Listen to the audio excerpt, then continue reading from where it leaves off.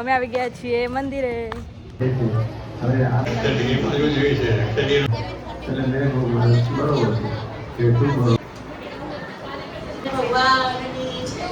જ્યારે મહારાજે સત્સંગ દીક્ષાનો આદેશ કર્યો ને ત્યારે આપણો મંદિર મંડળની બાલિકા ખુશીએ 315 કર્યા. એને જોઈને મેં વિચાર્યું કે કેમ હું સત્સંગ કેમ ના કર્યો. અને પછી થોડી બાલિકાઓ તૈયાર થઈ અને દીદીએ અમુક બાળિકાઓ થોડી લાલચ આપી જેથી કરી શકો કે અમુકને એમ કીધું કે ઇનામ આપશું તમને 50 શ્લોકી 100 શ્લોકી. એટલે હું થોડી લાલચમાં આવી પહેલાં એવું લાલચના કારણે શ્લોકો કરતી હતી. પછી ખુશી જ્યારે સારંગપુર જઈ બાપાના દર્શન કર્યા એટલે મને એમ થયું કે હું કેમ લાલચ માટે સત્સંગ દીક્ષા કરું. અને બાપાએ તો સારા માટે સત્સંગ દીક્ષા કર્યા કે તમને ખબર પડે કે તમે કયા રસ્તા ઉપર તમારે જવાય ના જવાય. એટલે હું બાપાને રાજી કરવા લાલચ માટે ને બાપાને રાજી કરવા માટે મેં સત્સંગ દીક્ષા કરી. 128 શ્લોકોથી મારા શ્લોકો થયા. પછી મારે 1 મહિના સુધી બંધ રહી. વેકેશનમાં મારી બહેનના લગ્ન હતા. લગ્ન પછી મને ખબર પડી કે 6ઠા મહિનામાં તો અમારું અધિવેશન છે ફાઇનલ. તો હું કેવી રીતના પતાવીશ. રાતે દિવસે હું રાત્રે રડતી હતી. પણ મારી મમ્મીએ કીધું કે તું છે ને બેટા બાપા ઉપર વિશ્વાસ રાખ, બાપા તને શ્લોક પૂરા કરાવી દેશે. એ દિવસથી હું પહેલાં 5 કરતી હતી પણ એ દિવસથી મેં 25, 30 શ્લોકો કરવા માંડી. અને 5મા મહિનાની છેલ્લી તારીખ સુધીમાં મેં 315 શ્લોક પતી દીધા. બાપાનો રાજી બોલી ગયો. જેટલો વિશ્વાસ હોય એટલું કામ થાય. બધા મોટા કાર્યકર બનશો ને મોટા થઈ. કેટલા નામાંથી કાર્યકર બનવાનું મોટા થઈ? બધાય કાર્યકર. પણ આ રમતમાંથી શું મેસેજ મળ્યો કે મેં તમને કાન ઉપર પણ અમુક ઘણા બધા નાક ઉપર મૂકી દીધી. કારણ કે મેં બી નાક ઉપર જ મૂક્યો. તો આમાં શું કે આપણે છે ને જે બોલીએ ને એના કરતા આપણે જે કરીએ ને એ બધા વધારે જોતા હોય. એટલે આપણે સારી વાતો કરતા હોઈએ અહીંયા નિયમ ધર્મની ને પછી લારી આગળ પકોડી ખાતા હોઈએ તો ભાઈ કોઈ માને આપણી વાત? એમ તમે કાર્યકર બનીને તમે બાર મોટું કોળું કરીને પકોડી ખાઓ અને પછી સભામાં જઈને એવી વાત કરો કે બહારનું તો ના ખવાય. પછી તમારી બાલિકા શું વિચારે કે દીદી જોયા હતા તમે એવું કે ને અમને એકબીજાને કહી દે છે બાલિકાઓ. સભામાં આવે ને કહી દે કે દીદી પેલા દિવસ અહીં ગઈ હતી, આ ખાધું તું, બધી માહિતી અમને મળી જાય. 2 કહું તો 3 કહું તો અને 4 કહું તો સારું. હું હવે તમારું જોઉં છું કેટલું યાદ છે તમને. ચલો 3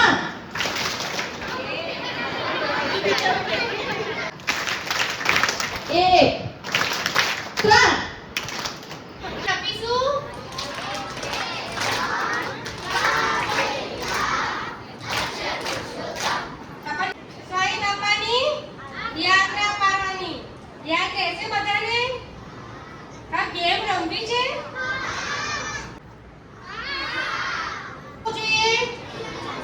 ચાલો હોવો જોઈએ. આમાંથી ચાલો કરીને કોણ આવ્યું છે?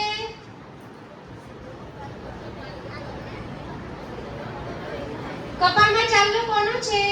ચલો આજે આપણે એક સ્ટોરી સાંભળીશું. ત્યાંના શહેરમાં નિલેશના કોઈ બાળક રહેતો હતો. પ્રમુખ સ્વામી મહારાજ છે ને ત્યાં અમેરિકા ગયા હતા. આપણને બધાને ખબર છે કે બાપા છે ને વિચરણ કરે છે અલગ જગ્યાએ. તો ત્યાં ગયા હતા ને તો પ્રમુખ સ્વામી મહારાજ તો કે અંતર્યામી છે એમને ખબર પડી જાય. તો ત્યાં મળે ને એમને કીધું કે તું પૂજા કેમ નથી કરતો? તો એને મળે ને તો એને એવું થયું હે તમને કેવી રીતે ખબર પડી? આપણે કંઈ બી ના કરીએ ને તો બાપાને તરત ખબર પડી જાય.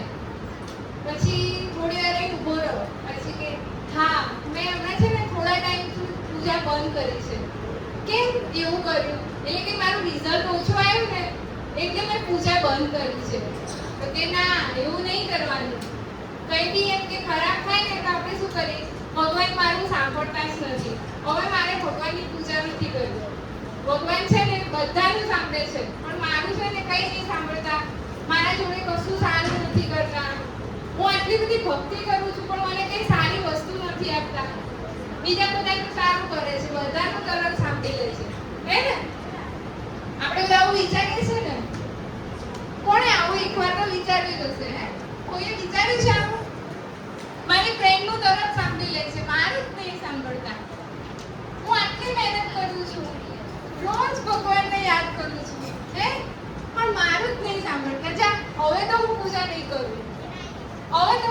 ગામ નહીં જવું. આવું શું? ભગવાન મારી જોડે જ કેમ આવું કરે છે? હે? કોઈક દિવસ મોડા ઉઠ્યા હોય ને, બહુ મોડું થઈ ગયું તો આજે ફટાફટ પૂજા બતાવી દો. પૂજા કરતા હોય ને એ લોકો બી એવું વિચારે. એવું ના કે આજે નહીં ખાવું, એવું ના વિચારે. પણ શું કરે? આજે 5 મિનિટમાં પૂજા બતાવી દે. બીજું બધું કમ્પ્લીટ કરવાનું, તૈયાર થવાનું, મસ્ત માથું ઉડાવવાનું. એમાં મોડું ના થાય કે આજે માથું નહીં ઉડાવું, એ ના ચાલે. આજે જૂના કપડાં પહેરી લઉં, એ ના ચાલે. પણ આજે પૂજા 2 મિનિટમાં 5 મિનિટમાં બતાવી દો. આપણે શું કરીએ છીએ? કંઈ બી થાય તો સૌથી પહેલો કાપ શેમાં મૂકીએ છીએ? પૂજામાં. તો બાપાએ શું કીધું કે જો પૂજા કાપીએ તો શું થાય? આપણે કપાઈ જઈએ. રેગ્યુલર પૂજા કરવી જોઈએ. પૂજામાં કોઈ દિવસ કાપ મૂકવો જોઈએ નહીં. કાળજી કરવાના. આપા માળા.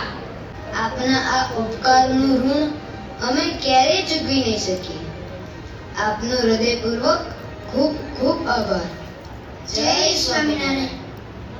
આપણે આભાર માનવો હોય તો કેવી રીતે કહેવાય?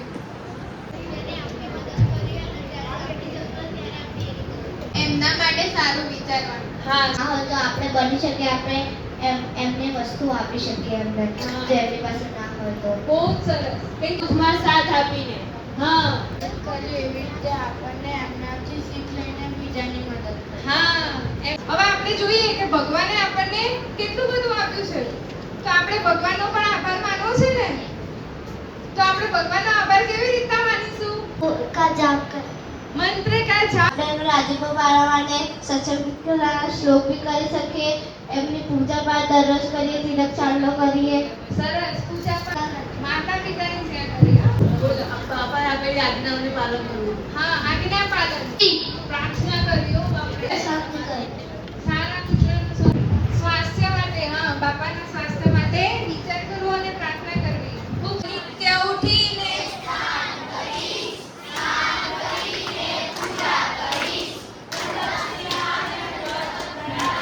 પૂજા વિના પાણી હરામ. મસ્તક ઊંચું રાખી રહીશ. માટે મળતા સૌ મિત્રોને જય સ્વામિનારાયણ કહીશ. મારો સંકલ્પ, અમારો સંકલ્પ, અમારો સંકલ્પ, અમારો સંકલ્પ. સ્વામી, તમારે શું કહેવાનું? જય જય નારાયણ. ખબર પડી? અને પછી જય જય નારાયણ 15 ના ગ્રુપ.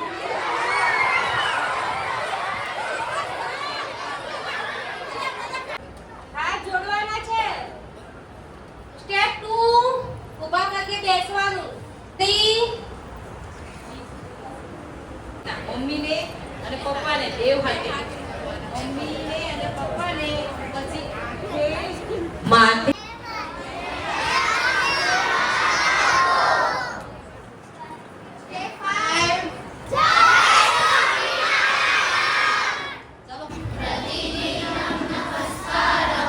તત્પાદેષુ નિવેદયેત.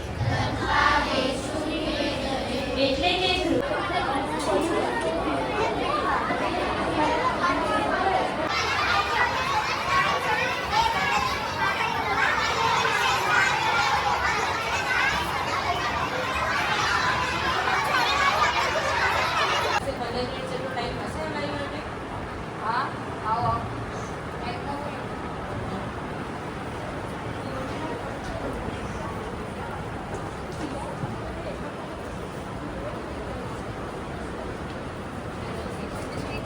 ચૂલા અલગ છે, ત્યાં મન મતલબ જ્યાં મન અનેક છે ત્યાં મન એક કેવી રીતે હોઈ શકે?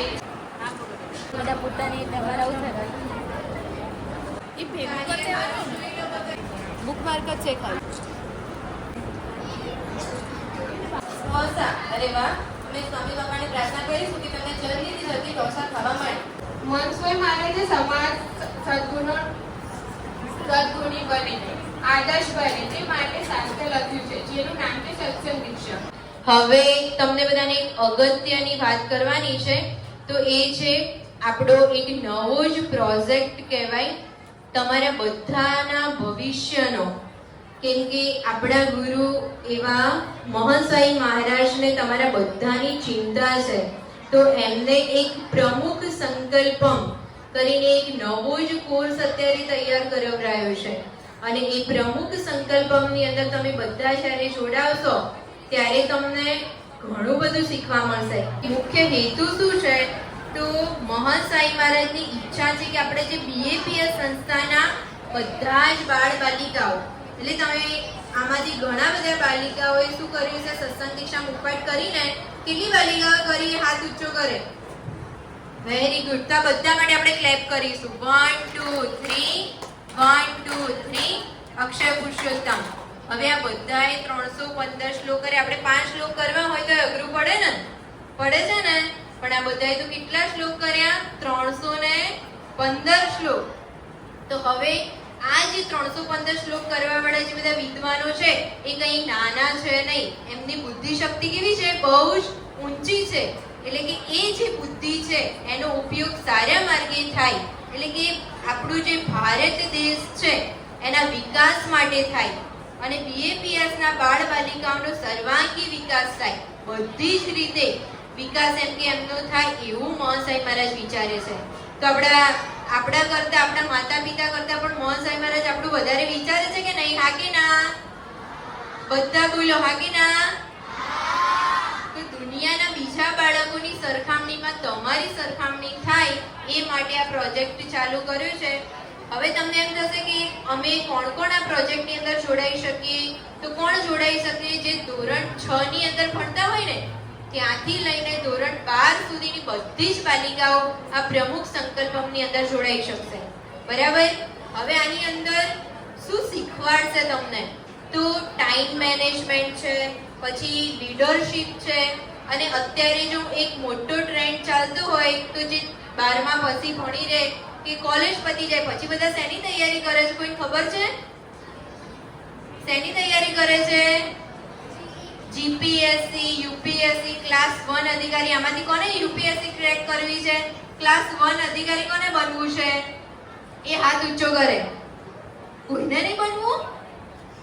ક્લાસ 1 અધિકારી કોને બનવું છે?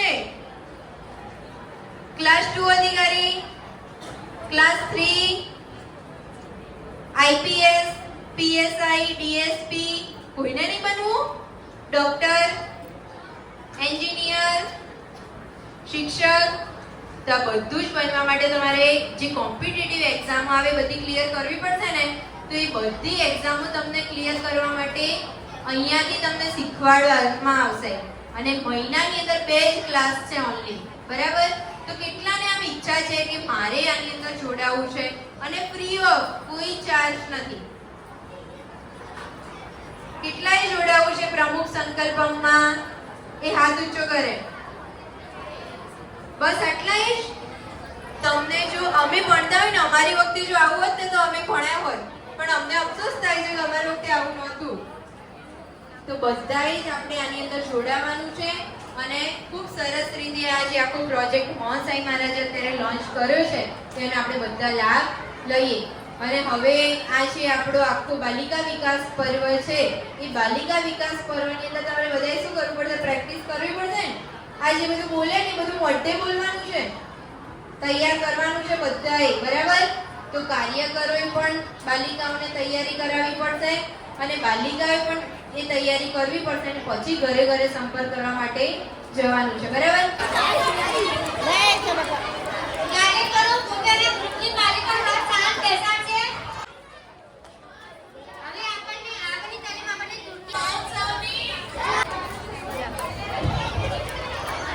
સમય ભગવાનની છે.